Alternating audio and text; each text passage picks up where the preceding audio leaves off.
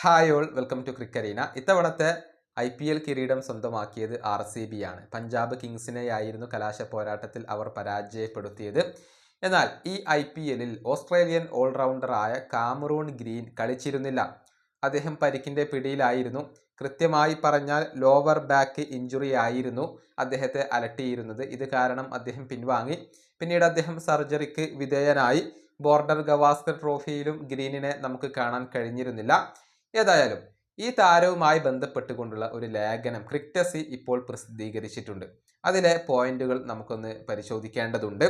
അതായത് ഇപ്പോൾ Cameron Green ശക്തമായ ഒരു തിരിച്ചുവരവ് നടത്തിയിട്ടുണ്ട്.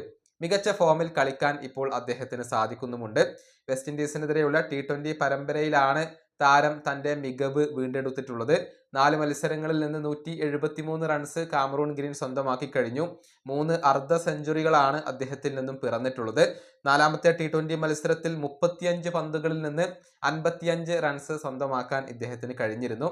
3 ഫോറുകളും 3 സിക്സറുകളും നേടിയ താരം പുറത്താവാതെ നിൽക്കുകയായിരുന്നു. മാത്രമല്ല ചേസിങ്ങിൽ വളരെയധികം മികവ് പുലർത്താൻ ഇപ്പോൾ കാമറൂൺ ഗ്രീനിന് സാധിക്കുന്നുണ്ട്. സെക്കൻഡ് ബാറ്റ് ചെയ്യുമ്പോൾ അവസാനത്തെ 9 ഇന്നിങ്സുകളിൽ നിന്ന് 52 ആവറേജ് അവകാശപ്പെടാൻ ഈ ഒരു സൂപ്പർ താരത്തിന് സാധിക്കുന്നു. 160 ഈ 9 മത്സരങ്ങളിൽ നിന്നും ചേസിങ്ങിൽ അദ്ദേഹത്തിൻ്റെ ഒരു സ്ട്രൈക്ക് റേറ്റ് ആയിക്കൊണ്ട് വരുന്നത്.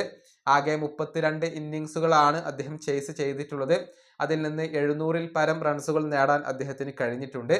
തിരിച്ചെത്തിയ ശേഷം T20യിൽ മികവ് പുലർത്താൻ അദ്ദേഹത്തിന് കഴിയുന്നുണ്ട്. പക്ഷെ ടെസ്റ്റ് ക്രിക്കറ്റിൽ ആ ഒരു മികവ് അദ്ദേഹത്തിന് പുലർത്താൻ കഴിയുന്നില്ല, അതല്ലെങ്കിൽ തിളങ്ങാൻ കഴിഞ്ഞിട്ടില്ല എന്നുള്ളതാണ് ഒരു വസ്തുത.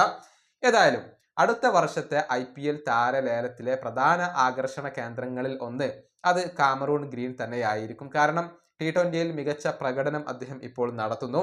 നമുക്കറിയാം 2023 അദ്ദേഹം മുംബൈ ഇന്ത്യൻസിന്റെ ഭാഗമായിരുന്നു. പിന്നീട് 2024 RCBക്ക് വേണ്ടി കളിച്ച താരമാണ് കാമറൂൺ ഗ്രീൻ. IPLൽ ആകെ 707 റൺസാണ് അദ്ദേഹം നേടിയിട്ടുള്ളത്. 41 അദ്ദേഹത്തിന്റെ ഒരു ശരാശരി വരുന്നത്.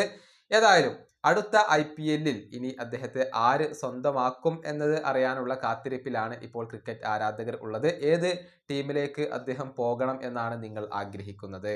ഈ വീഡിയോ അവസാനിപ്പിക്കുന്നു. അടുത്തൊരു വീണ്ടും കാണാം.